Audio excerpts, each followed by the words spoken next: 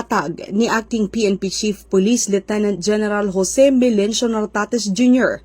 ang kanyang agenda ng reforma na nakatuon sa mas epektibong pamamahala ng yaman ng organisasyon at pagpapatibay ng operasyon ng pulisya. Binigyang diin ni Police Lieutenant General Nartates na ang maayos na paggamit ng tauhan, kagamitan at pondo ay mahalaga upang mapalakas ang buong sistema ng PNP. Aniya, sa tulong ng tamang recruitment, placement at pagsasanay, katuwang ang DPRM at DHRDD, mas mapapataas ang performance at moral ng mga pulis.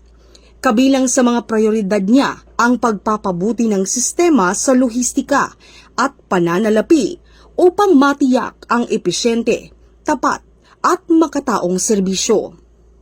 Iginiit niyang dapat isaalang-alang hindi lamang ang pagiging epektibo ng mga desisyon, kundi pati ang kapakanan ng buong organisasyon.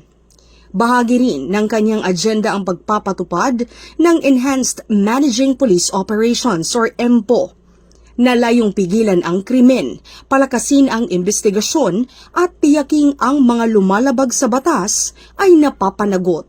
Kabilang dito ang aktibong pagpapatrolya, crime prevention at paghuli sa mga wanted na individual. Ang mga hakbanging ito ay bahagi ng mas malawak na reforma ni Police Lieutenant General Nartates na naglalayong mapalakas ang operasyon ng PNP, maisulong ang pagbabago sa organisasyon at maibalik ang tiwala ng publiko sa kapulisan.